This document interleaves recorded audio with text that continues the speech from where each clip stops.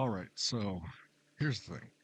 A lot of people are making Yujin and they don't know how to use him. He's a healer, a supporter, but I've seen people are trying to make him some kind of DPS or whatever. It's like people don't do that. He's a supporter. He's made to help the team. Have him helping the team. Stop trying to make this guy some kind of DPS.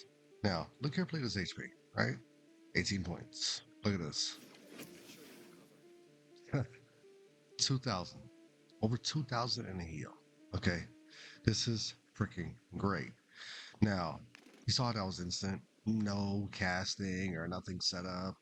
Let's go over his mods, and I'm gonna show you guys what I think is his best setup and how I think you should have him sorted. So when you go into like Colossus fights or dungeon or any type of group content, you could help your team, and it could be like, yes, we have a Yujin heal us, not a person that's trying to be a DPS that just has a quicker res than everyone else.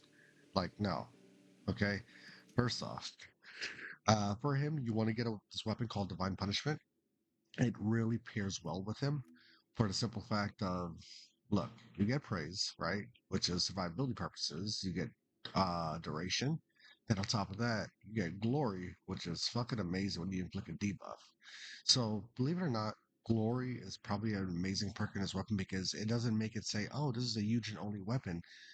Glory allows this weapon to be used for everybody.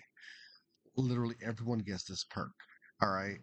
This weapon is fucking amazing. So, all you have to do on this weapon, long story short, before we get into anything, just make sure it has an elemental attribute on it, and glory will proc on its own.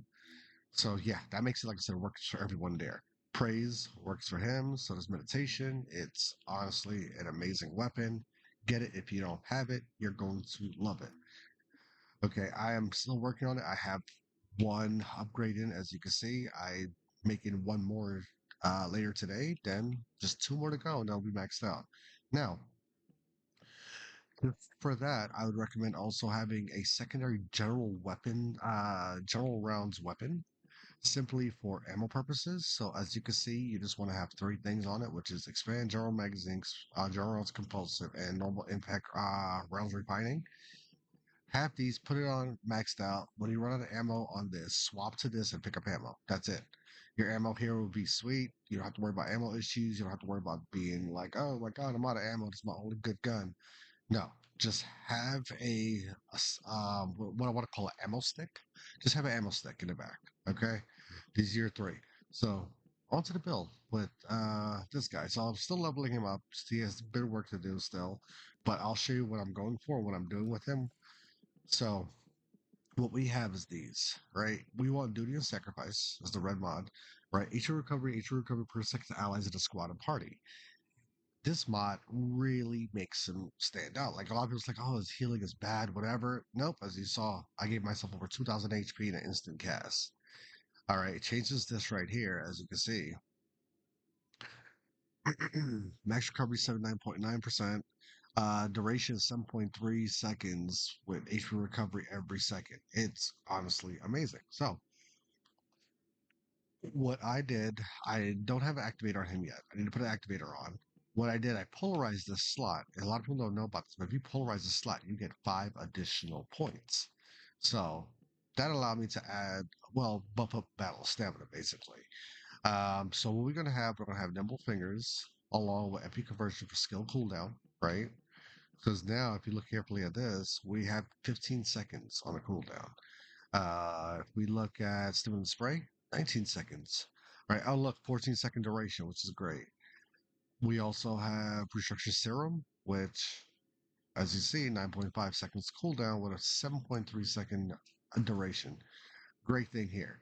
I don't really bother too much with the one, with the Celerity healing. Like, yeah, it heals one, but it's a 12-second cooldown for healing one player that you have to stay pretty close to, which could put you in some very dicey situations. FYI, Duty of Sacrifice is a 15-second, right, versus 12.6, so barely 3 seconds.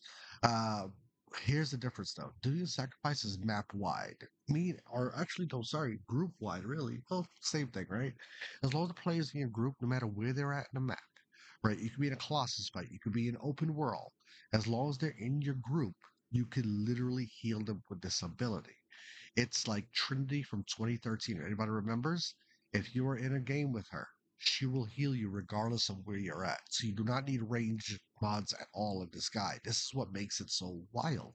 No range is needed. So what we're gonna do here, we put outstanding investment, right? With HP heal. We have straight HP heal here along with HP heal and skill power. We don't care for skill power in this build. Don't really care for it. All right, we're just buffing. This is really all supportive. All right, skill duration. Even though you do get HP here, we're gonna increase that. But all this primarily is for your team.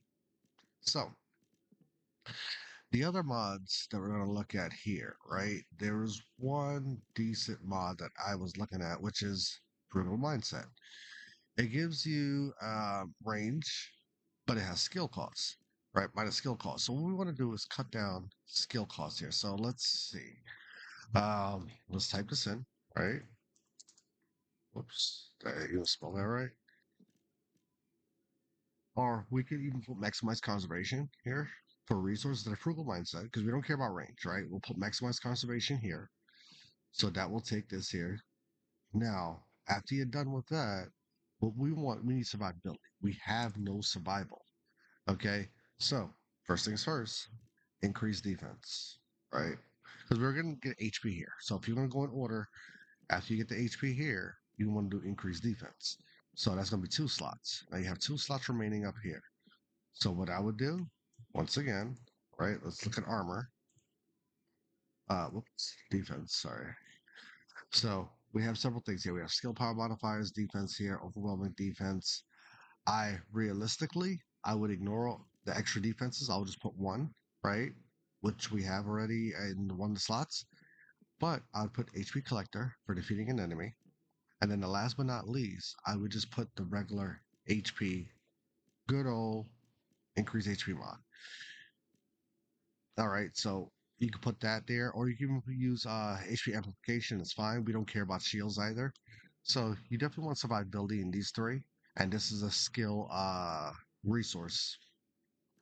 So let's go back. Costs.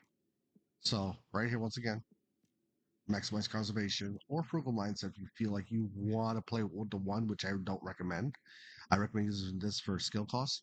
Make it cheaper. So this goes in this slot here, and then these three are survivability. You'll have a defense mod, your increased defense, and then 2 HP mods right here. That's literally it. And then from there, just have fun. Play with your guys, support them, back them up. Listen, Yujin's a healer. Keep message, okay? Stop trying to make this guy some kind of skill power thing where people are giving him proliferating algae. It's like, oh my God, guys, we can make him blow stuff up.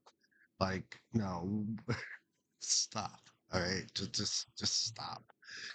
Make Yujin a healer. He's supposed to heal. Okay, like I told you, everybody, if you can, try to get yourself a divine punishment. It couples really well with him.